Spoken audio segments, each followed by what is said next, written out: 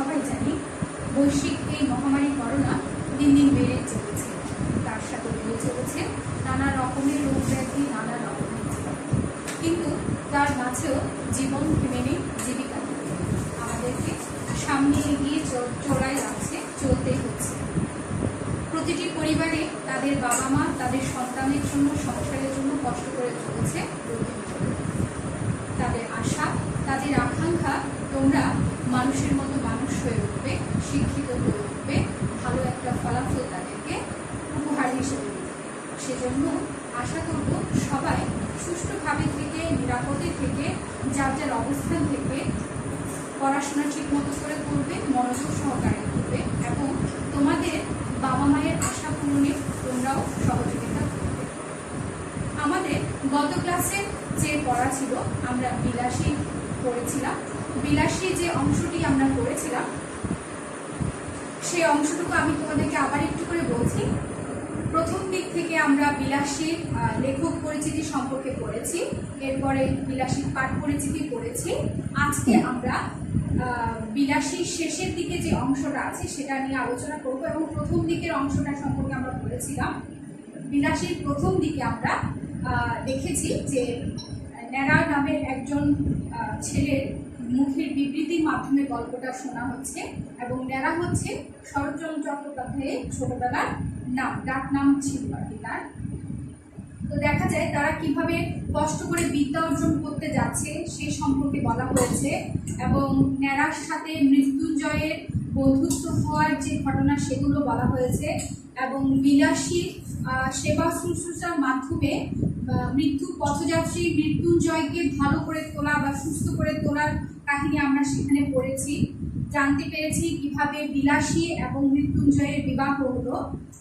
তারপর ন্যাড়ার সাথে আবার তাদের দেখা, অনেকদিন পরে, অনেক মাস পরে আবার ন্যাড়ার সাথে দেখা এবং বিলাসী মৃত্যুঞ্জয়ের জীবনযাত্রার সাথে ন্যাড়া তাকে সেখানে নিজের জীবিকাকেও গড়ে তুলেছে বা নিজেকেও সেখানে মানিয়ে নিয়েছে, কিভাবে নিচ্ছে, তাদের সাথে মিলেমিশে কিভাবে থাকছে, কিভাবে সাপুরে জীবনকে তারা মানিয়ে নিয়েছে সেই বর্ণনা আমরা করেছিলাম। এরপর থেকে আমরা আজকে জানবো, দেখি আজকে অনুধাবনমূলক প্রশ্নগুলো কি কি আছে। প্রথমে আছে দেখো, সে তো ভালো মন্দ কোনো কথাই বলিত না। ঠিক আছে, আমরা যে গত ক্লাস পর্যন্ত পড়েছিলাম সেখানে ছিল যে একটা মন্ত্রের কথা বলা আছে, বিশ্ববরের আজ্ঞা নামে যে মন্ত্রটা মৃত্যুঞ্জয় তার সাপুরে বৃত্তি বা সাপুরে জীবন শুরু করার সময় শিখেছিল, সেটি সে ন্যাড়াকে শিখিয়ে দিয়েছে এবং ন্যাড়াও সেই মন্ত্রটা শিখে নিয়েছিল এবং এই মন্ত্র কতটা কার্যকর বা এর কার্যকারিতা কতটুকু সেটা সে জানতো না এবং শেষের দিকে করে এসে গল্পের শেষ পরিণতিতে আমরা সেটা জানতে পারবো। বিলাসী এবং মৃত্যুঞ্জয়ের জীবনে এই মন্ত্রটা কিভাবে কাজ করেছিল বা কোন পরিণতির দিকে তাদেরকে নিয়ে গিয়েছিল আমরা আজকে সেটি সম্পর্কে জানবো। দেখো এখানে বলেছি কি যে ন্যাড়াও বিলাসী এবং মৃত্যুঞ্জয়ের সাথে তাদের সেই সাপুরে জীবিকাকে নিজের জীবিকা হিসেবে নিয়েছে এবং এখানে ন্যাড়া বলছে কি সে তো ভালো মন্দ কোনো কথাই বলিত না। এটি হচ্ছে মৃত্যুঞ্জয় সম্পর্কে বলা হয়েছে। মৃত্যুঞ্জয় বলছে কি আমার গুরু যে যে গুরু অর্থাৎ মৃত্যুঞ্জয়, সে তো ভালো মন্দ কোনো কথাই বলিত না, কিন্তু বিলাসী মাঝে মাঝে মুখ চিপিয়া হাসিয়া বলিত, ঠাকুর এসব ভয়ঙ্কর জানোয়ার, একটু সাবধানে নাড়াচাড়া করে, বস্তুত বিষ দাঁত ভাঙা সাপের মুখ হইতে বিষ বাহির করা প্রভৃতি কাজগুলো এমনি অবহেলায় সহিত করিতে শুরু করিয়াছিলাম যে সেসব মনে পড়িলে আমার আজও গা কাঁপে। এই যেখানে লেখা আছে সেসব মনে পড়িলে আমার আজও গা কাঁপে। ঠিক আছে, অর্থাৎ সাপুরে সাপ ধরা বা সাপকে নিয়ে বিভিন্ন খেলা দেখানো, তাদেরকে নিয়ে গিয়ে তাদের বিষধাত ভাঙা, এসব বিভিন্ন বিষয় নিয়ে মৃত্যুঞ্জয় এবং বিলাসীর সাথে ন্যাড়া এমনভাবে কাজগুলো শুরু করেছিল যে একেবারে সহজ হিসাবে নিয়েছিল সেখানে। তার কাছে মনে হচ্ছে যে এসব কোনো বিষয় না এবং তার যে গুরু অর্থাৎ মৃত্যুঞ্জয়, এসব সে একেবারে শান্তশিষ্ট থাকতো, সে কোনো কথা বলতো না বা কোনো ধরনের কোনো রিয়েকশন তার মধ্যে কাজ করতো না, কোনো কিছুতেই সে কিছু বলতো না। কিন্তু মাঝে মাঝে ন্যাড়াকে বিলাসী সতর্ক করতো, কারণ সে জানে এই সাপ ধরার কাজটা যতটা সহজ নেড়া মনে করছে ততটা সহজ কিন্তু নয়, এতে কিন্তু বিপদ অনেক বেশি আছে। অবশ্যই বিপদ থাকে না, মানে সাপটা এমনিতে বিষধর প্রাণী, সেটাকে যদি এখন একেবারে তুচ্ছ তাচ্ছিল্য করে ধরে বা তা নিয়ে খেলা করে, সেটা অবশ্যই বিপজ্জনক। এজন্য ন্যাড়ার এই উৎসাহ বা ন্যাড়ার এই কাজকর্ম দেখে বিলাসী মাঝে মাঝে তাকে কি করতো, সতর্ক করতো যে এটা ঠাকুর যতটা, মানে অর্থাৎ তার দেবরকে সে ঠাকুর সম্বোধন করছে, বলছে কি যে যতটা সহজ মনে করছে, মানে এটা খুবই ভয়ঙ্কর একটা জানোয়ার, সেজন্য এটাকে সাবধানে নাড়াচাড়া করা উচিত। এবং সেই সব কথা, মানে ন্যাড়া সেই সময় যেভাবে সাপ ধরতো, সাপ নিয়ে খেলা করতো, এসব মনে করলে এখনো ন্যাড়া গা কেঁপে ওঠে, মানে ভয়ে শিহরণ চেয়ে উঠছে। এরপর কি আছে দেখি, সাপুড়েদের সবচেয়ে লাভের ব্যবসা শিকড় বিক্রি করা। মানে সাপুড়ে যারা আছে, ওঝা যারা বলি আমরা, তাদের সবচেয়ে বড় ব্যবসা হচ্ছে শিকড় বিক্রি করা। ঠিক আছে, বিভিন্ন গাছের শিকড় এনে ঔষধি হিসাবে সেগুলোকে বিক্রি করা, এটাই হচ্ছে সাপুড়েদের সবচেয়ে বড় লাভের ব্যবসা।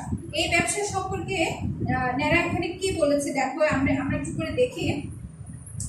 মাঝে মাঝে আমাদের গুরু শিষ্যের সহিত বিলাসী তর্ক করিত, সাপুড়েদের সবচেয়ে লাভের ব্যবসা শিকড় বিক্রি করা, যা দেখবা মাত্রই সাপ লাফাইতে পথ পায় না, কিন্তু তার পূর্বে সামান্য একটু কাজ করিতে করিত। দেখো এখানে একটু কাজ সাজে আছে, কি কাজ সাজে করে তারা একটু দেখো।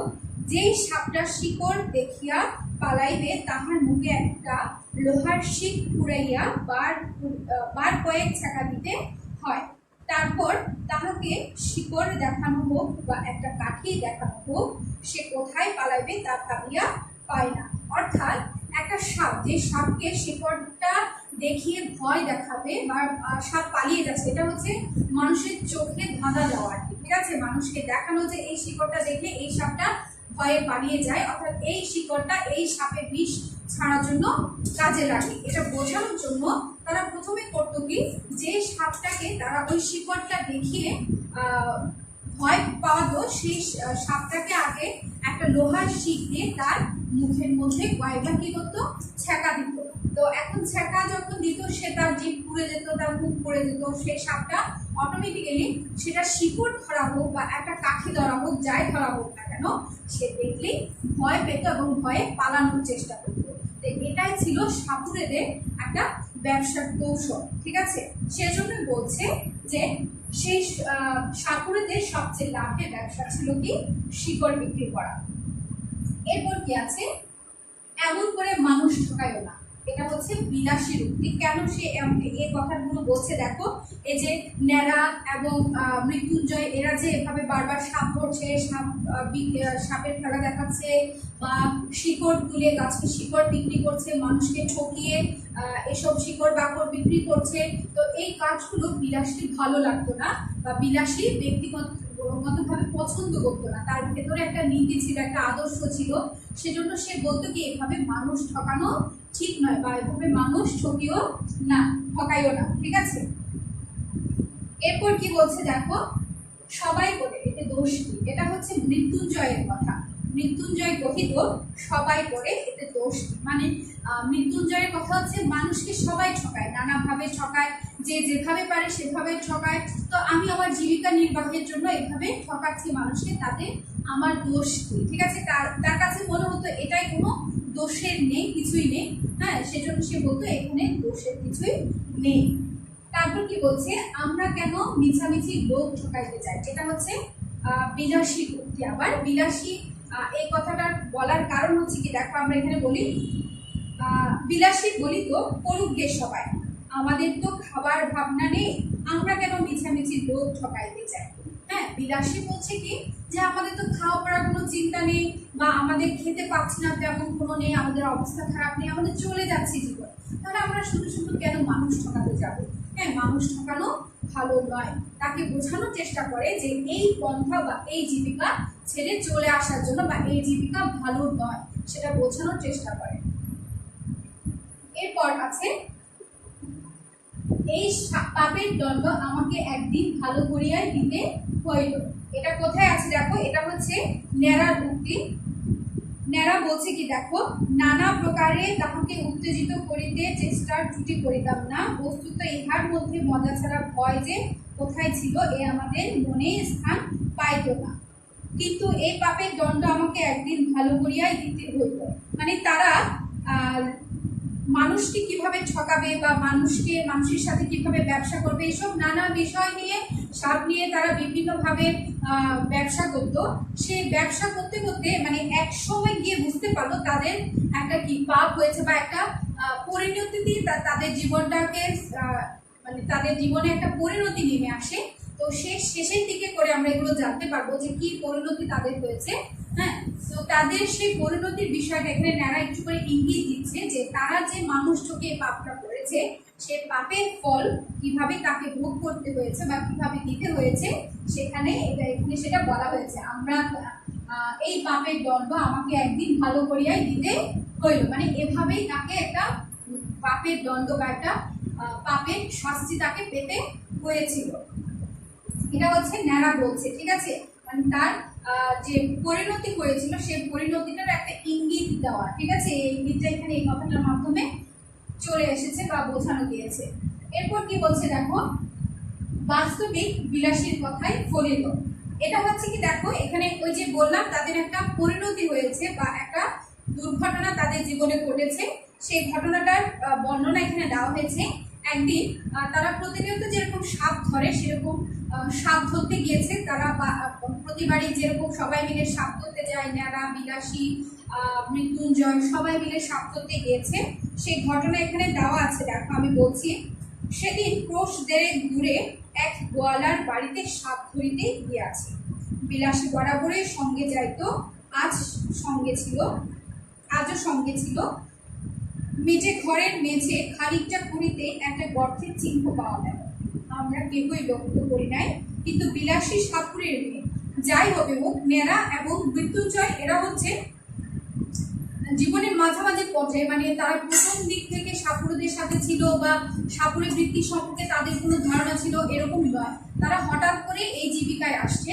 তো তাদের অনেক আগে থেকেই হচ্ছে বিলাসী এই জীবনের সাথে অভ্যস্ত বা জানাশোনা আছে, কারণ তার জন্ম থেকে সে সাপুরেদের সাথে ছিল, তার জন্ম সাপুরের ঘরে। তো তাদের তুলনায় বিলাসীর অভিজ্ঞতা বা বিলাসীর জানার জ্ঞানটা অনেক বেশি, ঠিক আছে। তো বিলাসী সাপুরে মেয়ে সে হেড হইয়া কয়েক টুকরা কাগজ তুলিয়া লইয়া আমাকে বলিল, ঠাকুর একটু সাবধানে ঘুরো, ঠিক আছে। মানে এই যে ন্যাড়াকে সতর্ক করে দেওয়া, কারণ সে বুঝতে পেরেছে এখানে সাপের বিষধর সাপ আছে, ঠিক আছে, সেজন্য সে বলছে একটু সাবধানে ঘুরো। একটা সাপ নয়, এক জোড়া তো আছে বটে, হয়তো বা বেশি থাকতে পারে। তাহলে বিলাসী প্রথমে ন্যাড়াকে কি করেছে, সতর্ক করে দিয়েছে যে এখানে সাবধানে ঘুরো, কারণ এখানে একটা সাপ না, এক জোড়া সাপ তো আছে, তার থেকেও বেশিও সাপ থাকতে পারে। মৃত্যুঞ্জয় বলিল, এরা যে বলে একটাই এসে ঢুকেছে, একটাই দেখতে পাওয়া গেছে। বিলাসী কাগজ দেখাইয়া কহিল, দেখছো না বাসা করেছিল।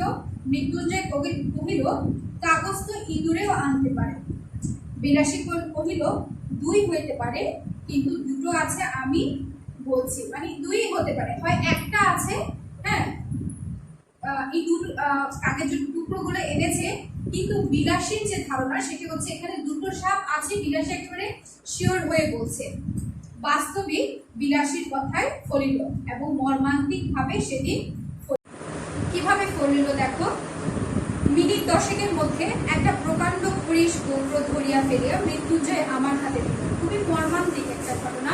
দেখো বিলাসী কিন্তু প্রথমেই সতর্ক করে দিয়েছে একটা নয় দুটো সাপ আছে এখানে, কিন্তু কেউ তার কথাটা বিশ্বাস করলো না বা তার কথাটা তখন কেউ শোনেনি। কিন্তু সেটাকে ঝাঁপির মধ্যে পুরিয়া ফিরিতে না ফিরিতে মৃত্যুঞ্জয় উপ করিয়া নিঃশ্বাস ফেলিয়া বাহিরে আসিয়া দাঁড়াইল, তাহার হাতের উল্টো পিঠ দিয়া ঝরঝর করিয়া রক্ত করিতেছে। ওই যে বিলাসী বলল দুটো সাপ আছে ওখানে, একটা সাপ বের করে তাদের যে ঝুড়ি সে ঝুড়িতে ভরতে না ভরতে আরেকটা সাপ এসে মৃত্যুঞ্জয়ের হাতে ছোবর মারল এবং ঝরঝর করে তার হাত থেকে রক্ত করা শুরু করলো। এই জন্য এখানে বলা হয়েছে বাস্তবিক বিলাসীর কথাই ফলিল, অর্থাৎ বিলাসী যে সতর্ক করেছিল সে প্রথম দিক থেকে যে এই সাপ ধরা বা মানুষ ঠকানো ভালো কাজ নয়, এটার মধ্যে একটা কি আছে, পাপ আছে, সে কথাটা তখন কেউ বিশ্বাস করেনি, মেয়েরাও বিশ্বাস করেনি। এখন সে বুঝতে পেরেছে যে বিলাসীর কথাটাই বলেছে। এই যে বললাম দুটো সাপের একটা সাপ তারা ধরেছে এবং আরেকটা সাপ এসে কি করেছে, মৃত্যুঞ্জয়ের হাতে কামড় দিয়েছে। প্রথমটা যেন সবাই হতবুদ্ধি হয়ে গেল, মানে এটা দেখে সবাই হতবাক হয়ে গেছে, কারণ এটা ওরা আগে কখনো হয়নি, ওদের এতদিন সাপ ধরছে তারা কখনোই এরকম তাদের সাথে হয়নি, আজকে কেন তাদের সাথে এমন হলো তারা সেটা দেখেই সবাই অবাক হয়ে গেল। মানে তাদের গুরু হিসাবে যে গিয়েছে, অর্থাৎ মৃত্যুঞ্জয় তাদের গুরু হিসাবে গিয়েছে শিশুদের সাথে নিয়ে, সেই গুরুকে সাপে কামড় দিয়েছে, সবাই হতবাক হয়ে গেছে। কারণ সাপ ধরিতে গেলে সে পালাইবার জন্য ব্যাকুল না হইয়া বরঞ্চ গর্ত হইতে এক হাত মুখ বাহির করিয়া দর্শন করে, এমন অভাবনীয় ব্যাপার জীবনে এই একটিবার দেখিয়াছে। অর্থাৎ তারা যতবার সাপ ধরতে গিয়েছে দেখা গিয়েছে সাপ কি করেছে, তাদেরকে যখন ধরতে যায় তারা তখন পালানোর চেষ্টা করে, জীবন বাঁচানোর জন্য তারা পালানোর চেষ্টা করে, কিন্তু এই ক্ষেত্রে এসে দেখা গিয়েছে যে সাপ পালানোর চেষ্টার পরিবর্তে সে এসে উল্টো কি করেছে, কামড় দিয়েছে। এরপরে দেখো কি আছে, বিষহরীর দোহাই বুঝিবার খাটে না। এই কথাটা কেন বলা হয়েছে একটু দেখো, আমরা একটু দেখি এখানে। তারপর বলছে, পরক্ষণে বিলাসী চিৎকার করিয়া ছুটিয়া গিয়া আঁচল দিয়া তাহার হাতটা বাঁধিয়া ফেলিল এবং যত রকমের শিকড় বাকড় সে সঙ্গে আনিয়েছিল সমস্তই তাহাকে চিবাইতে দিল। মৃত্যুঞ্জয়ের নিজের মাদুলি তো ছিলই, তাহার উপরে আমার মাদুলিটাও খুলিয়া তাহার হাতে বাঁধিয়া দিলাম, আশা বিষ ইহার উঠিয়া উঠবে না। অর্থাৎ আমরা সবাই জানি যে একটা আছে যে আমাদের একটা বৈজ্ঞানিক একটা ব্যাখ্যাও আছে এটা নিয়ে অবশ্য, যে সাপে কামড় দিলে সাথে সাথে তার উপরে করে যদি কাপড় বেঁধে দেওয়া হয় বা শক্ত কিছু তাকে তার হাতে পায়ে বেঁধে দেওয়া হয়, যেখানে কামড় দিয়েছে তার একটু উপরে করে, তাহলে সেই সাপের বিষটা সারা শরীরে ছড়িয়ে যেতে পারে না।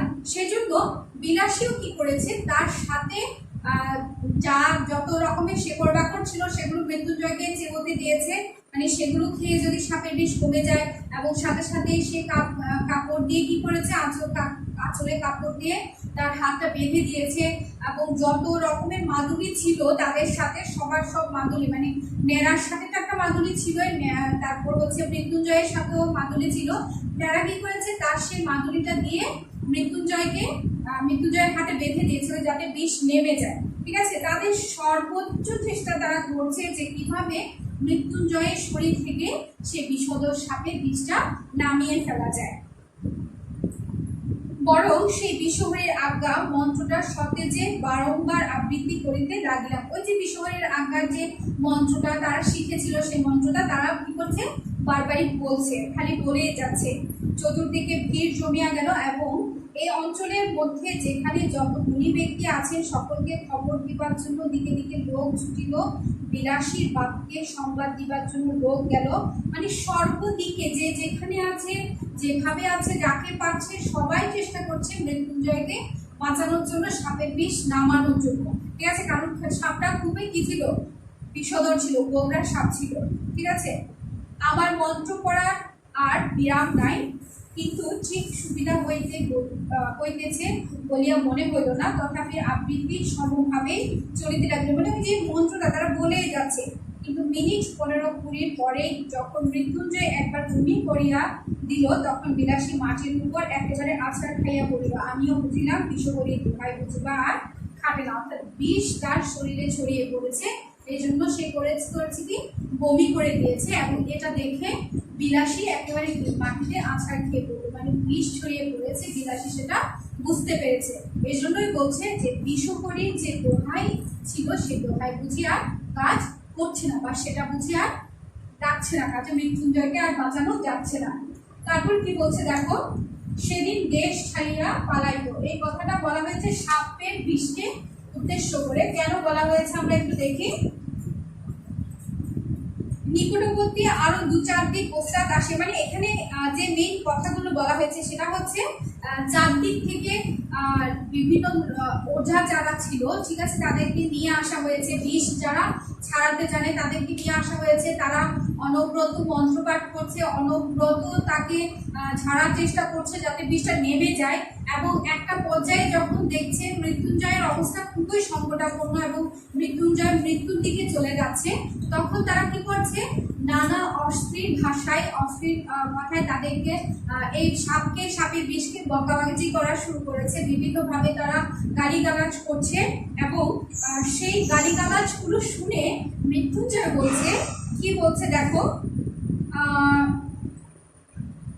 এখানে বলা আছে দেখো, আমরা কখনো বা একসঙ্গে কখনো বা আলাদা 33 কোটি দেবদেবীর দোহাই পারিতে লাগলাম। কত কত সংখ্যা এখানে দেওয়া আছে, কতটা দেবদেবীর দোহাই তারা করছে, 33 কোটি দেবদেবীর দোহাই করিতে পারিতে লাগিলাম, কিন্তু বিষ দোহাই মানিল না। রোগীর অবস্থা ক্রমে মন্দ হইতে লাগিল। যখন দেখা গেল ভালো কথাই হইবে না, তখন 3-4 জন ওঝা মিলিয়া বিষকে এমনই অকথ্য অশ্রাব্য গালিগালাজ করিতে লাগিল যে বিষের কান থাকিলে সে মৃত্যুঞ্জয় সেদিন দেশ ছাড়িয়া পালাইত। অর্থাৎ এত অশ্রাব্য ভাষায়, এত অশ্লীল ভাষায়, এত বৃষ্টির ভাষায় গালিগালাজ দিচ্ছিল সেই ওঝাগুলো এবং সবাই মিলে। যদি বিষের কান বলে কিছু থেকে থাকতো, মানে এগুলো একটু ব্যঙ্গ করে বলা, ঠিক আছে, বিষের যদি কান থেকে থাকতো তাহলে দেখা গেছে যে শুধু মৃত্যুঞ্জয়ের শরীর না, তারা সেদিন দেশ ছেড়ে পালিয়ে যেত, ঠিক আছে। কিন্তু কিছুতেই কিছু হইল না। আরো 8 ঘন্টা হস্তাদস্তির পরে রোগী তাহার বাপ মায়ের দেওয়া মৃত্যুঞ্জয় না, মৃত্যুঞ্জয় মানে হচ্ছে যে মৃত্যুকে জয় করেছে, মৃত্যুঞ্জয়ের বাবা মার যে নাম দেওয়া, সেই নাম দেওয়াকে তাহার শ্বশুরের দেওয়া মন্ত্র সদী সমস্ত মিথ্যা প্রতিপন্ন করিয়া ইহলোকে বিলাস সঙ্গ করিয়া, বিলাসী তাহার স্বামী মাথাটা কোলে করিয়া বসিয়াছিল, সেজন্য একেবারে পাথর হইয়া গেল। অর্থাৎ মৃত্যুঞ্জয়ের বাবা মার দেওয়া মৃত্যুঞ্জয় নামটা এবং তার শ্বশুরের দেওয়া বিভিন্ন মন্ত্র পাঠ সবকিছুকে সে মিথ্যা প্রতিপন্ন করে, মিথ্যা প্রমাণ করে সে কি করলো, মারা গেল। ওই সাপের বিষে, যে সাপ নিয়ে তারা একসময় কি করতো, সাপ নিয়ে একেবারে তুচ্ছ তাচ্ছিল্য করে তারা খেলা করতো, বা তাদের সাপের বিষের ব্যবসা আছে বলে শেকড় বিক্রি করতো, সেই সাপের বিষে একদিন কি করলো, মৃত্যুঞ্জয়ের মৃত্যু হলো এবং বিলাসী একেবারে তার স্বামীর মৃত্যুতে পাথর হয়ে গেল। এরপর কি আছে দেখো, ঠাকুর আমার মাথার দিব্যি রইল। এই কথাটা কেন বলছে, মৃত্যুঞ্জয় যখন মারা গেল তখন বিলাসীর মধ্যে অনুশোচনা বা অনুতাপ সবসময় কাজ করতে শুরু করলো এবং সে ন্যাড়াকে বোঝানোর চেষ্টা করে বা বোঝানোর জন্য বলে যে ন্যাড়া যাতে আর কখনো এই কাজে বা এই জীবিকায় না আসে। তাই বিলাসী ন্যাড়াকে বলে, শুধু আমাকে শুধু একদিন বলিয়াছিল, ঠাকুর আমার মাথার দিব্যি রইল, এসব তুমি আর কখনো করো না। অর্থাৎ ন্যাড়াকে সে সতর্ক করে দিয়ে যায় যে তুমি আর কখনো এই কাজ করবে না। একটা মাথার দিব্যি দেওয়া মানে এটা শপথ নেওয়ার মতো করে বলে আর কি। এরপর কি বলছে, সাপের বিষ যে বাঙালির বিষ নয়। অর্থাৎ একটা সময় ন্যাড়াও বুঝতে পেরেছে যে সে যে কাজে লিপ্ত হয়েছে সেটি একটা বিপজ্জনক কাজ এবং মানুষ ঠকানোর কাজ, এবং এই কাজ ছেড়ে তাকে চলে আসতে হবে। তাই সে সেই কাজটা ছেড়ে দিল। এবং এখানে যে কথাটা সে বলেছে কি দেখো, আমার মাদুলি কবস্থ মৃত্যুঞ্জয়ের সঙ্গে কবরে গিয়াছিল, ছিল শুধু বিষহরের আজ্ঞা, মানে যে মন্ত্রটা শিখেছিল সেই মন্ত্রটাই শুধু এখন মুখস্থ আছে, কিন্তু সে আজ্ঞা যে ম্যাজিস্ট্রেটের আজ্ঞা নামে। অর্থাৎ ম্যাজিস্ট্রেট কোনো আজ্ঞা দিলে সেটা অবশ্যই পালনীয়, হ্যাঁ, অবশ্যই পালন করতে হবে, কিন্তু ওই বিষহরের আজ্ঞা পালনীয় নয়। আমি মনে করলে মনে রাখবো, না হয়তো নেই।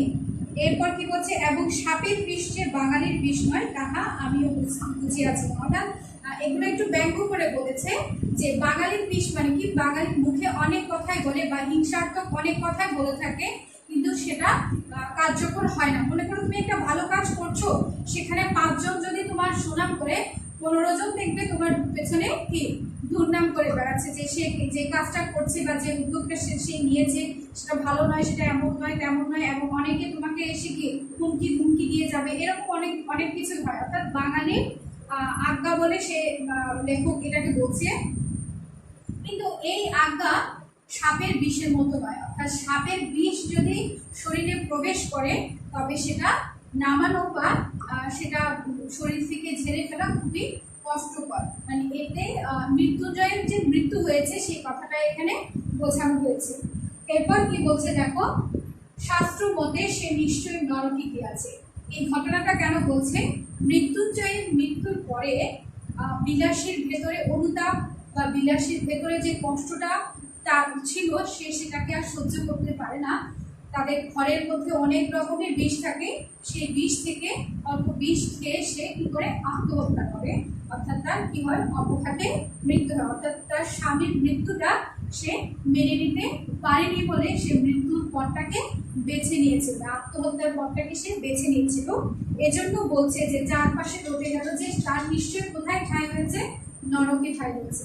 মানে আমাদের সমাজ ব্যবস্থা তাদেরকে এবার কি বলছে যে তারা কোথায় গিয়েছে, নরকে গিয়েছে। এরপর বলছে দেখো, ওর যদি না অপঘাত মৃত্যু হইবে তো হবে না। এটা হচ্ছে ওই যে মৃত্যুঞ্জয়ের যে খুড়া ছিল সেই খুড়ার উক্তি। মানে খুড়া এবার বলছে কি মৃত্যুঞ্জয়ের কি হবে, অপঘাতে মৃত্যু হবে না তো কিসে মৃত্যু হবে। কারণ সে কি করেছে, খুড়া যে বংশ পরিচয় ছিল, মৃত্যুর বংশের ছেলে ছিল মৃত্যুঞ্জয়, তাদের সেই বংশ পরিচয় ভুলে সে একজন সাপুরে মেয়েকে বিয়ে করেছে, জীবনযাপন করছে, তাও বড় বিষয় নয়। এবং পুরো এই কথাও বলে যে এরকম 2-4টা বিয়ে সে করতে পারতো, কোনো সমস্যা নেই, কিন্তু তাই বলে ভাত খাবে, অন্ন পাপ করবে? হ্যাঁ, অন্ন পাপ যে তাদের কাছে বিশাল এক পাপ, মানে মহাপাপের মতো সেই মহাপাপ করেছে মৃত্যুঞ্জয়। তার নরকে ঠাঁই হবে না বা তার অপঘাতে মৃত্যু হবে না, তো তার অপঘাতে মৃত্যু হবে।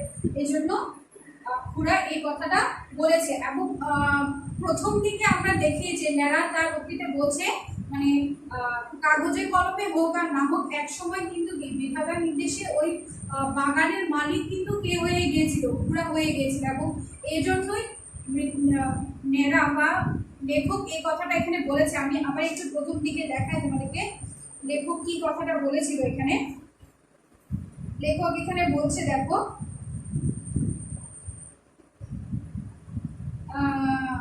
অবশ্য দখল একদিন তিনি পাইয়াছিলেন বটে, কিন্তু সে জেলা আদালতের নালিশ করিয়া নয়, উপরের আদালতের হুকুমে।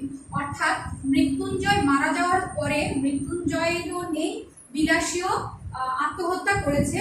তো সেহেতু ওই বাগানের মালিক বা মালিকানা পেয়ে যায় কি, ওই খুড়ায়। তাহলে ওই যে জজ বা আদালতের কোনো হুকুমে মৃত্যুঞ্জয়ের খুড়া তার সেই আম বাগানের মালিক হতে পারেনি, পেরেছে কি উপরওয়ালার হুকুমে, অর্থাৎ খোদার হুকুমে, সৃষ্টিকর্তার হুকুমে। মৃত্যুঞ্জয়ের যখন মৃত্যু হয় তখন ওই বাগান বাড়ির বা আম বাগানের মালিক হয় কে, খুড়া। এই জন্য প্রথমে ওই কথাটা বলা হয়েছিল। এরপর কি বলছে, বাপরে এ কি আর প্রায়শ্চিত্ত আছে? ওই যে বললাম অন্ন বা অন্ন খেয়েছে, বিলাসের হাতে রান্না করা ভাত খেয়েছে মৃত্যুঞ্জয়, সে পাপ বা সেই পাপের কোনো প্রায়শ্চিত্ত হয় না। মানে এই পাপের কথাটা বোঝানোর জন্যই এই কথাটা এখানে বলা হয়েছে। এরপর দেখো কি আছে, সেটা কেহ একবার চোখ মেলিয়া দেখিতে পায় না। এই কথাটা কেন বলছে দেখো, বিলাসের আত্মহত্যা ব্যাপারটা অনেকের কাছে পরিহাসের বিষয় বলব। আমি প্রায় ভাবি এই অপরাধ হয়তো ইহারা উভয়ে করিয়াছিল, কিন্তু মৃত্যুঞ্জয় তো পল্লী গ্রামের ওই ছেলে, পাড়া গায়ের তেলে জলে সে মানুষ, তবু অত বড় দুঃসাহসের কাজে প্রবৃত্ত করিয়াছিল, তাহাকে যে বস্তুটা সেটা কেহ একবার চোখ মেলিয়া দেখিতে পাইল না। অর্থাৎ মৃত্যুঞ্জয় পাড়া গায়ে বড় হয়েছে, মানুষের যেভাবে জলে কাদায় একসাথে হয়ে বড় হয়ে মৃত্যুঞ্জয় সেভাবে বড় হয়েছে। বিলাসী না হয় সাপুরে জীবন ছিল বা সাপুরে বৃত্তি ছিল, কিন্তু মৃত্যুঞ্জয়ের ওই স্বাভাবিক জীবন থেকে তাকে সাপুরে জীবনে নিয়ে আসা সে পথটা যারা দেখিয়ে দিয়েছিল, সেই সমাজ তাদের সে দোষগুলো আর দেখছে না। বলছে মৃত্যুঞ্জয় অন্নপাপ করেছে, তাই তার অপঘাতে মৃত্যু হয়েছে। বিলাসী আত্মহত্যা করেছে, সে নরকে গিয়েছে, তার স্বর্গে কোনো ঠাঁই হবে না, চাকরি কোথায় যেতে হবে, নরকে যেতে হবে। কিন্তু তাদেরকে জীবনের এই পরিণতি বা তাদের জীবনের এই পরিণতির দিকে যারা ঠেলে দিয়েছে, তারা একবারও চোখ মিলে তাকাচ্ছে না বা বিবেক দিয়ে চিন্তা করে দেখছে না যে তাদের জীবনের এই করুণ পরিণতির জন্য দায়ী কিন্তু সমাজ ব্যবস্থা। ঠিক আছে, যদি তাদেরকে মেনে নিত সমাজ ব্যবস্থা, বা তাদের ভালোবাসাটার একটা সুন্দর স্বীকৃতি দিত, তাহলে কখনোই তাদের জীবনে এরকম পরিণতি হতো না, বা হতেও নাও হতে পারতো। ঠিক আছে, হতো না বলা যায় না, অনেক রকমের বা অনেকভাবে তাদের জীবনটা হতে পারতো বা পরিণতি হতে পারতো, কিন্তু এভাবে তাদের মৃত্যুবরণ নাও হতে হতো। ঠিক আছে, তাই বলছে যে যেই বস্তুটার কারণে মৃত্যুঞ্জয় এই পথটা বেছে নিয়েছে বা এই জীবন ধারাটাকে তাকে বেছে নিতে হয়েছে, সেটা কেবল একবার চোখ মিলিয়ে দেখতে পাইল না, কারণ তাদের বিবেক শক্তিতে ওই কাজটা তারা কখনোই চিন্তা করে দেখবে না। তারপর কি বলছে, তাহার হৃদয় জয় করিয়া দখল করার আনন্দটাও তুচ্ছ নয়। এখানে লেখক বোঝানোর চেষ্টা করেছে যে একজন নরনারীর প্রেমের তাদের মধ্যে যে ভালোবাসার শক্তি সেটা কতটা দৃঢ়। হ্যাঁ, মৃত্যুঞ্জয় এবং বিলাসীর মাধ্যমে এখানে প্রমাণ করার চেষ্টা করেছে, মানে এই পুরো বিষয়টার মধ্যে উনি বোঝানোর চেষ্টা করেছেন যে অনেকে আছে বিয়ে করে, মানে বিয়েটাকে একটা কন্ট্রাক্টের মতো করে নেয়। ঠিক আছে, লেখক এখানে বলে দিয়েছে যে বৈদিক মন্ত্র মতে, মানে অনেক তন্ত্র করে অনেক কন্ট্রাক্টের মাধ্যমে তারা বিয়ে করে এবং বিয়ের অনেক দলিল পত্র থাকে ডকুমেন্ট হিসাবে, কিন্তু সেই জীবনে হয়তো তারা একসাথে আছে, একসাথে জীবন যাপন করছে, ঘর করছে, সংসার করছে, সন্তানাদি পালন করছে, কিন্তু তাদের মধ্যে যে ভালোবাসা সেটা এখানে নাও থাকতে পারে বা নাই এরকমও হতে পারে, কিন্তু বিলাসী আর মৃত্যুঞ্জয়ের মধ্যে যে ভালোবাসাটা ছিল সেটা একেবারে অমূল্য। ঠিক আছে, তাই এখানে লেখক বলছে, আমার মনে হয় যে দেশে নরনারীর মধ্যে পরস্পরের হৃদয় জয় করিয়া বিবাহ করিবার নীতি নাই, বরঞ্চ তাহা নিন্দার সামগ্রী, যে দেশে নরনারীর আশা করিবার সৌভাগ্য, আকাঙ্ক্ষা করিবার ভয়ঙ্কর আনন্দ হইতে চিরদিনের জন্য বঞ্চিত, যাহাদের জয়ের গর্ব পরাজয়ের ব্যথা কোনোটাতেই জীবনে একটিবারও বহন করিতে হয় না, যাহাদের ভুল করিবার দুঃখ আর ভুল না করিবার আত্মপ্রসাদ কিছুই বালাই নাই, যাহাদের প্রাচীন এবং বহুদর্শী বৃক্ষ সমাজের সর্বপ্রকারের হাঙ্গামা হইতে অত্যন্ত সাবধানে দেশের লোককে তফাৎ করিয়া আজীবন কেবল ভালোটি হইয়া থাকিবার ব্যবস্থা করিয়া দিয়াছে, তাই বিবাহ ব্যাপারটা তাহাদের শুধু নিছক কন্ট্রাক্ট। তা সে যতই কেননা বৈদিক মন্ত্র দিয়া ডকুমেন্ট পাকা করা হোক, সে দেশের লোকের সাধ্য নাই মৃত্যুঞ্জয়ের অন্নপাপের কারণ বোঝা। এটাও কিন্তু একটা ইম্পর্টেন্ট লাইন, এটা আমি এখানে অনুধাবনে দেইনি, তোমরা এটা দাগিয়ে রাখো, এটাও একটা অনুধাবনের প্রশ্ন হিসাবে দিবে। সে দেশের লোকের সাধ্য নাই মৃত্যুঞ্জয়ের অন্নপাপের কারণ বোঝা, মানে কেন মৃত্যুঞ্জয় অন্নপাপ করেছে, কি কারণে করেছে, তাদের বোঝা সম্ভব নয়। এই এতগুলো কথার একটাই মানে, ছোট একটা মানে যারা ভালো গভীরভাবে ভালোবাসেনি একটা নারী এবং একটা পুরুষের ভালোবাসা সেটা কতটা গভীর হতে পারে, কতটা সুন্দর হতে পারে, কতটা স্নিগ্ধ হতে পারে, সেটা যাদের মধ্যে নেই, যারা বিয়ে করাটাকে শুধু সমাজের ডকুমেন্ট হিসাবে বা আমরা স্বামী স্ত্রী সেটা বোঝানোর জন্য যারা করেছে, তারা সেই কখনো বুঝতে পারবে না কেন মৃত্যুঞ্জয় অন্নপাপ করেছিল, কতটা ভালোবাসা থেকে, কতটা শ্রদ্ধাবোধ থেকে একজন আরেকজনের জন্য জীবনটাকে এই পরিণতির দিকে নিয়ে গিয়েছে, তারা কখনোই মৃত্যুঞ্জয় এবং বিলাসীর পরিণতির কারণ জানতে পারবে না, বুঝতেও পারবে না। বিলাসীকে যাহারা পরিহাস করিয়াছিলেন তাহারা সাধু গৃহস্থ এবং সাধ্বী গৃহিণী, মানে তারা একেবারে সতী সাধ্বী বলা যায়। ঠিক আছে, এক কথায় অক্ষয় সীতার রোগ তাহারা সবাই পাইবেন, তাও আমি জানি, কিন্তু সেই সাবনের মেয়েটি যখন একটি পীড়িত শয্যাগত লোকে তিল করিয়া জয় করিতেছিল, তাহার তখনকার সেই গৌরবের কণামাত্র হয়তো আজিও ইহাদের কেহ চোখে দেখেন নাই। অর্থাৎ একজন মৃতপ্রায় মানুষকে, শয্যাগত মানুষকে তিল করে সুস্থ করে তোলা এবং তাকে সুস্থ করার জন্য জীবন মরণ দিয়ে তার আপ্রাণ চেষ্টা করা, যে তাকে একবার সে রান্নাবান্না করে রেখেছে মৃত্যুঞ্জয়ের জন্য, বা তাকে রান্নাবান্না করে খাওয়াচ্ছে, এমন সময় লোকজন এসে, গ্রামের লোকজন এসে তাকে টেনে এসে ঘর থেকে বের করে দিয়েছে, কেন তারা এরকম করে থাকছে, হ্যাঁ, বা বিভিন্নভাবে তাদেরকে নির্যাতন করেছে, কথা বলেছে তাদের নামে, আর মৃত্যুঞ্জয়ের খুড়া তো ছিলই, নানা রকমের অপপ্রচার করেছে তাদের নামে, মিথ্যা কথা বলেছিল। তো এই সব কিছুকে কাটিয়ে বিলাসী কিভাবে সংগ্রাম করে মৃত্যুঞ্জয়কে সুস্থ করে তুলেছিল এবং তিলে তিলে তাদের যে ভালোবাসা গড়ে উঠেছিল সেটা বোঝার ক্ষমতা ওই সতী সাথী নারীদের নেই, বা তারা এটা এখনো চোখেও দেখেনি যে ভালোবাসা কতটা গভীর হতে পারে, কতটা সুন্দর হতে পারে। মৃত্যুঞ্জয় হয়তো নিতান্তই একটা তুচ্ছ মানুষ ছিল, কিন্তু তাহার হৃদয় জয় করিয়া দখল করার আনন্দটাও তুচ্ছ নয়। সে সম্পদও অকিঞ্চিতকর নহে। অকিঞ্চিতকর শব্দ অর্থ হচ্ছে গুরুত্বহীন নয়, মানে মৃত্যুঞ্জয় একেবারে তুচ্ছ একজন মানুষ, একজন সাধারণ একজন মানুষ, তারপরেও একটা সাপুরে মেয়ে হয়ে তাকে সুস্থ করে তোলা, তার মন জয় করা, তার ভালোবাসা পাওয়া, এবং কতটা ভালোবাসা জয় করে নিতে পারলে মৃত্যুঞ্জয় তার সবকিছু ফেলে বিলাসী সাপুরের জীবনটাকে গ্রহণ করে নিতে পেরেছিল, এবং বিলাসীও কতটা ভালোবাসা থাকলে তার স্বামীর চলে যাওয়ার বিষয়টা মেনে না নিতে পেরে আত্মহত্যা করেছিল, সেটা ওই লোকগুলোর পক্ষে বোঝা বা সমাজের পক্ষে বোঝা হয়তো সম্ভব নয়। এখানে আমি দিয়েছি দেখো, তাহার হৃদয় জয় করিয়া দখল করার আনন্দটাও তুচ্ছ নয়। মানে তারা যে একজন আরেকজনকে ভালোবেসেছে, একজনের মন আরেকজন জয় করে নিতে পেরেছে, হ্যাঁ, এই মন জয় করে নেওয়াটা যে তুচ্ছ কোনো ব্যাপার নয়, গুরুত্বহীন কোনো বিষয় নয়, এটি দেখো বোঝানোর চেষ্টা করেছে। এরপর দেখো, টিকিয়া থাকায় চরম সার্থকতা নয়। এই বিষয়গুলোতে লেখক আমাদের সমাজ ব্যবস্থার কথা বলেছেন, বা আমাদের সমাজে হিন্দু সমাজে যে রীতিনীতির কথা আছে বা যে কুসংস্কারগুলোর কথা আছে এখানে, সেগুলো একটু তুলে ধরার চেষ্টা করেছেন। মানে সমাজের মধ্যে নানা ধরনেরই কথা হয়, প্রতিটি ধর্ম ইয়ের মধ্যে মানে কিছুটা গোড়ামি থেকে যায়, সেই গোড়ামিগুলো কাটিয়ে ওঠার কথা লেখক এখানে বলে। এই বস্তুটাই এদেশের লোকের পক্ষে বুঝিয়া ওঠা কঠিন। আমি ভূদেব বাবুর পারিবারিক প্রবন্ধেও দোষ দিই নাই, এবং শাস্ত্রীয় তথা সামাজিক বিধি ব্যবস্থারও নিন্দা করিব না। করিলেও মুখের উপর করা জবাব দিয়া যাহারা বলিবেন এই হিন্দু সমাজ তাহার নির্ভুল বিধি ব্যবস্থার জোরে অত শতাব্দীর অতগুলো বিপ্লবের মধ্যে বাঁচিয়ে আছে, আমি তাহাদেরও অতিশয় ভক্তি করি।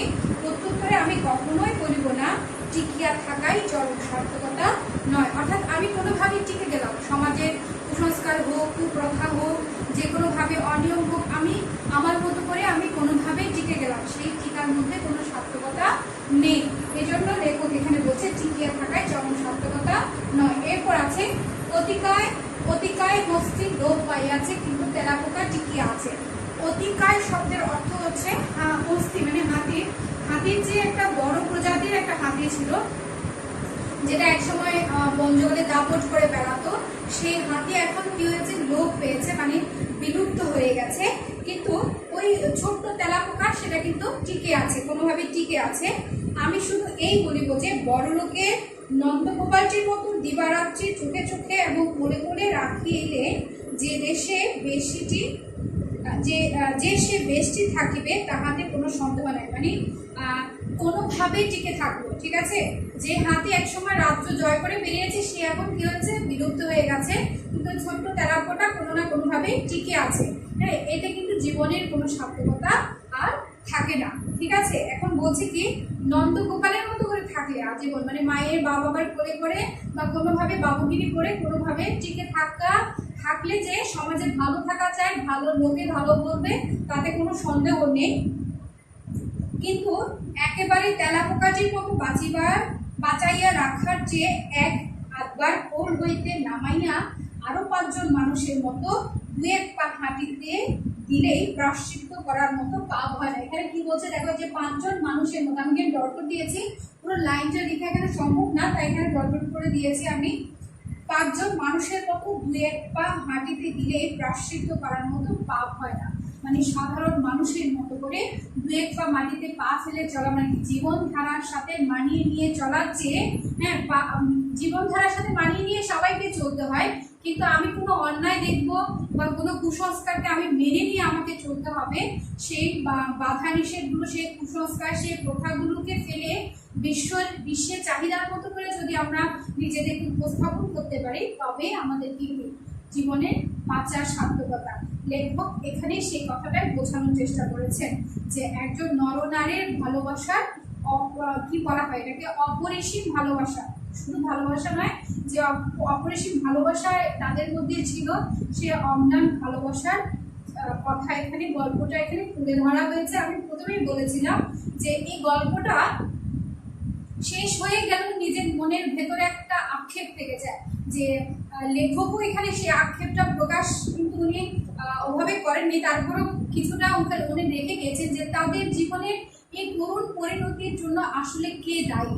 ঠিক আছে, তাদের জীবনে এরকম করুণ পরিণতি নাও হতে পারতো, তাদের জীবন এইভাবে এই পথে নাও যেতে পারতো। ঠিক আছে, তাদের পথটা আরো সুন্দর হতে পারতো, তাদের জীবন ধারাটা অনেক সুন্দর হতে পারতো, কিন্তু আমাদের সমাজ ব্যবস্থা, আমাদের যে সামাজিক কুসংস্কারগুলো রয়েছে সেগুলোর কারণে তাদের জীবনের এই করুণ পরিণতি। ঠিক আছে, এই পর্যন্ত ছিল গল্পটা। আমরা এবার একটা সৃজনশীল প্রশ্ন দেখি, সেই সৃজনশীল প্রশ্নের মাধ্যমে আমাদের ভিতরে যে সমস্যাগুলো থাকে সেগুলো নিয়ে একটু আলোচনা করি। দেখো সৃজনশীল প্রশ্নটি কি আছে, জন্ম হোক যথা তথা, কর্ম হোক ভালো। আমরা ভাব সম্প্রসারণ হিসাবে অনেকবারই এটা করেছি যে জন্ম হোক যথা তথা, কর্ম হোক ভালো।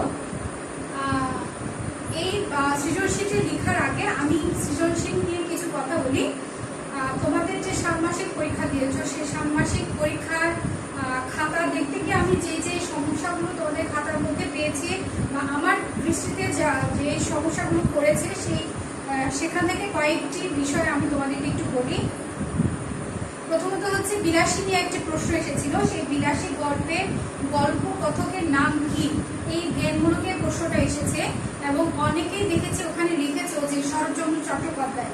ঠিক আছে, শরৎচন্দ্র চট্টোপাধ্যায় লিখলে তো হবে না, হ্যাঁ, কারণ শরৎচন্দ্র চট্টোপাধ্যায় নামে উনি ওই গল্পটি বলেননি। ঠিক আছে, বা ওই গল্প কথকের নাম তোমাকে আলাদা করে ওখানে লিখে দেওয়া হয়েছে। কি লিখে দেওয়া হয়েছে? ন্যাড়া।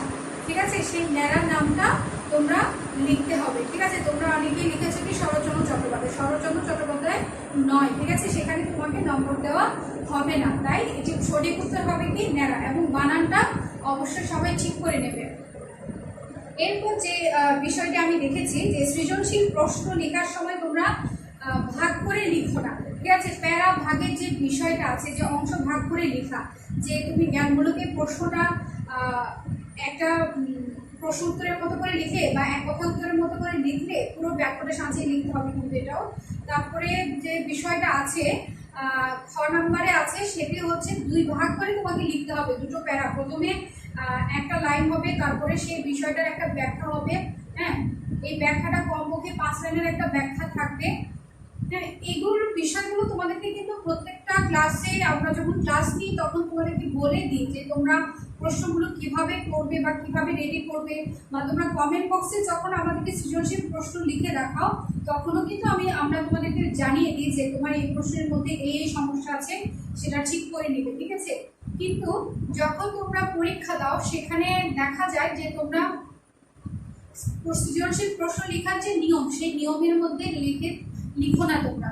এখন তুমি একটা প্রশ্নের উত্তর লিখলে, মনে করো প্রয়োগের একটা প্রশ্ন লিখলে, সেটা তুমি বর্গ করে একটা বড় মানে যে প্যারাগ্রাফ লেখার মতো করে একবারে সব লেখাগুলো লিখে ফেললে এবং 2-3 পেজ লিখে ফেললে তাহলে তো হবে না। সেটা তোমাকে প্যারা ভাগ করে করে প্রত্যেকটা পয়েন্ট অনুসারে তোমাকে লিখতে হবে।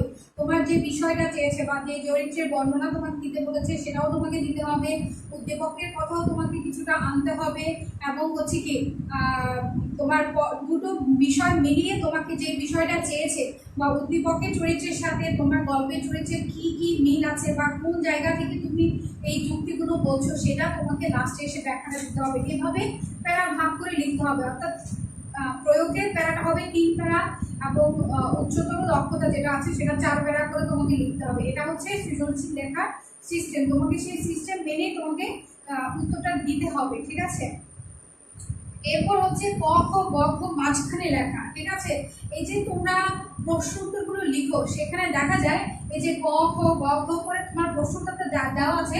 আমি এমন দেখেছি যে এখানে ক শেষ হয়েছে, এখান থেকে আবার খটা শুরু হয়ে গেছে, মানে ওটা খুঁজে পাওয়ার কোনো অবস্থাই নেই। বিশেষ করে গ ঘের ক্ষেত্রে হয়, মানে গটা তুমি কোথায় শেষ করেছো, ঘটা কোথা থেকে শুরু করেছো সেটা খুঁজে বের করা খুবই কষ্টকর হয়ে যায়। সেজন্য আমার যে মতামত সেটা হচ্ছে ককে তুমি মাঝামাঝি করে লিখবে এবং জায়গা খালি রেখে, কিছুটা অংশ খালি রেখে তারপর তুমি তোমার লেখাটা সুন্দর করে উপস্থাপন করো। লেখার সৌন্দর্য বা উপস্থাপনার উপরেও কিন্তু অনেক কিছু নির্ভর করে। সেজন্য আমি বলবো চোখে দেখা যাবে বা দেখা যায় এরকম করে তুমি কথাগুলো লিখো, যাতে বোঝা যায় যে তুমি আলাদা আলাদা দুটো প্রশ্নের উত্তর সেখানে লিখেছো, ঠিক আছে। এরপর হচ্ছে খাতার শেষ প্রান্ত পর্যন্ত, হ্যাঁ মানে অনেকের ক্ষেত্রে আমি দেখেছি যে প্রায় 15 পৃষ্ঠার উপরে এরকম কিছু আমি খাতা পেয়েছি যে মনে হচ্ছে তোমাদেরকে ঠাসাঠাসি করে লিখতে বলা হয়েছে, এরকম একটা অবস্থা, ঠিক আছে। একেবারে শেষ প্রান্তে খাতার জায়গা নেই, পেজ শেষ, একদম কর্নারে দিয়েও পর্যন্ত লিখেছে। মানে একটা প্রশ্ন এখানে শেষ, 1 নং প্রশ্নের উত্তর বা 2 নং প্রশ্নের উত্তর লিখে একদম এখানে কারায় কারায় ঠাসা করে লিখেছে। এটা তো একটা সৌন্দর্য না, না ঠিক না। তুমি একটা স্কেল করবে, সুন্দর একটা মার্জিন করবে, এখন স্কেল এদিকে হলো এদিকে হলো, ঠিক আছে, এটাই হচ্ছে সুন্দর। আবার অনেকে 4 করে করেছে, মাঝখানে ছোট্ট একটা জায়গা রেখেছে, তাও আমি বলছি না, ওভাবে ছোট করে রেখে চারপাশে স্কেল করে লেখার কোনো দরকার নেই। তুমি যেটা ফর্মাল স্কেল, এই যে একটা লম্বাতে করবে আর একটা পোস্টে করবে, ঠিক আছে। তো এখন এই স্কেলের মধ্যে তুমি এই লেখাটা লিখলে, এখন এই জায়গাটায় কিছুটা অংশ ফাঁকা না রাখলে তো সেটা সুন্দর লাগে না, বা ওরকম ঠাসা করে লিখলে তো ভালো লাগে না, খাতাকে দেখতে সুন্দর লাগে। আমি এই কথাটা বলার একটাই কারণ, মানে অনেকেই লিখেছে এমনভাবে উপস্থাপন করেছো সেটা দেখতে খুবই বাজে লাগছে, হ্যাঁ মানে খুব অবস্থা খারাপ, ওখানে খাতার পেজ একেবারে কর্নারে কর্নারে করে লিখেছো, তা তো কোনো প্রয়োজন ছিল না, ঠিক না। দেখা যাচ্ছে পেছনে অনেকগুলো পেজ খালি, তাহলে ওরকম ঠাসা করে লেখার তো কোনো দরকার নেই। এরপর হচ্ছে সঠিক করে বানান লেখা। তোমরা প্রশ্নের মধ্যে বানান তোমাদেরকে দেওয়া আছে যে 82 শব্দের অর্থের বানান কিভাবে আছে, প্রত্যেকটা ক্ষেত্রে তোমাদের বানানগুলো প্রশ্নে দেওয়া আছে। প্রশ্নে যে বানান দেওয়া আছে, আমি যে বানান তোমরা নিজের থেকে লিখেছো সেগুলোর কথা বলছি না, যে বানান প্রশ্নে দেওয়া আছে সেই দেখে দেখে বানানটাও ভুল লিখেছো, ঠিক আছে। এই কাজগুলো করবে না, একটু সতর্ক থাকবে। বা হচ্ছে বেশি ফাঁকা জায়গা রাখা এবং বড় বড় করে লেখা। কিছু কয়েকটা খাতার মধ্যে দেখেছি যে তুমি ভয়ের উত্তর বা গয়ের উত্তর লিখেছো, এখান থেকে লেখাটা শুরু করলে এই জায়গায় এক প্যারা শেষ করেছে, পরের পৃষ্ঠায় গিয়ে আবার একটু করে একটা লিখেছে, আবার তারপরের পৃষ্ঠায় গিয়ে আবার অল্প করে এখানে একটু লিখেছে, এখানে নিচে পুরো অংশটাই ফাঁকা। মানে একটু আগে যেটা বললাম, অনেকে ঠাসাঠাসি করে লিখেছে, আবার অনেকে হচ্ছে পেজের অর্ধেক পর্যন্ত লিখে ফাঁকা জায়গা রেখে আবার ওই প্রশ্নেরই আরেকটা অংশ আরেক পেজে গিয়ে লিখেছে। তো এগুলো তো ঠিক না, তাই না। তুমি ঠাসাঠাসি করে লিখবে না, আবার একেবারে বেশি ফাঁকা রেখে লিখবে না। তারপর আছে অনেকে লেখা অতিরিক্ত সাইজের বড়, মানে বিশাল বড় বড় একটা পেজের মধ্যে, মানে 10 থেকে 12টা শব্দ মনে হয় লিখেছে, হ্যাঁ 10-12টা শব্দ দিয়ে একটা পেজ শেষ করে দিয়েছে। হ্যাঁ, এইসব বিষয়গুলো একটু মাথায় রাখবে, দেখতে খুবই অড লাগে। তাই তোমাদেরকে এই ভুলগুলো তোমাদের সংশোধন হওয়ার জন্যই বলা। সৃজনশীল প্রশ্নের পরিমাণ, হ্যাঁ এই বিষয়টা আমি একটু করে বলি যে আমরা যখন তোমাদেরকে সৃজনশীল প্রশ্নগুলো বলি তখনই বলে দিই যে একটা সৃজনশীল প্রশ্ন যখন আমি তোমাদেরকে দিই তখনই বলি, প্রত্যেকটা স্যারই বলে তোমাদেরকে, ম্যাডামরা বলে যে কতটুকু তুমি লিখবে, কীভাবে তুমি সাজিয়ে গুছিয়ে লিখবে, ঠিক আছে। দেখা যাচ্ছে তুমি গড়টা লেখা, প্রয়োগটা লেখা শুরু করলে 2 লাইন বা 3 লাইন লিখে, বড়জোর 5 লাইন লিখে ওখানেই লেখাটা শেষ। এটা তো নিয়ম না, ঠিক না। ওখানে তোমাকে 1 নাম্বার দিলে তাও অনেক কষ্ট করে দেওয়া হয়, ঠিক আছে। এটা ব্যাখ্যা তোমাকে দিতে বলা হয়েছে, আলোচনা করতে বলা হয়েছে, অবশ্যই তোমাকে সেই ব্যাখ্যাটা সুন্দর করে বুঝিয়ে দিতে হবে, ঠিক আছে। তারপর হচ্ছে প্রয়োগের ক্ষেত্রে যদি তোমাকে বলা হয় এই উদ্দীপকের চরিত্রটির সাথে তোমার গল্পের কোন চরিত্রটির সাথে মিল রয়েছে, তাহলে অবশ্যই প্রথম দিকে সেই মিলটা তোমাকে দেখিয়ে দিতে হবে যে আমার গল্পে এই চরিত্রের সাথে উদ্দীপকের এই চরিত্রের মিল রয়েছে, সেটা প্রথমেই দেখিয়ে দিতে হবে। একটা প্রশ্ন যখন তুমি লিখো, যে প্রয়োগের প্রশ্ন লিখলে, যে আমি একটু আগে বললাম যে তোমার চরিত্রের বর্ণনা বা তোমার উদ্দীপকের কথা নিয়ে একটা প্যারা, এরপর দুটো বিষয়কে একসাথে নিয়ে আলোচনা করা, এভাবে লিখলে তো তোমার এটা অটোমেটিক্যালি অনেকগুলো লাইন হবে, অনেকগুলো ব্যাখ্যা হবে। তো কত ছোট হয়ে যাওয়ার তো কথা না, তোমরা লিখো না দেখেই এগুলো কি হয় ছোট হয়ে যায়, একেবারে ছোট। প্রমাণ একটা নির্দিষ্ট একটা প্রমাণ আছে না, যে প্রমাণ পরিমাণ আছে না, সেই পরিমাণের চেয়ে একেবারে কম। মানে 5 লাইনে একটা প্রয়োগের প্রশ্ন শেষ, 5 লাইনে একটা উচ্চতর ফলাফলের প্রশ্ন শেষ, সেটা তো হয় না, ঠিক না?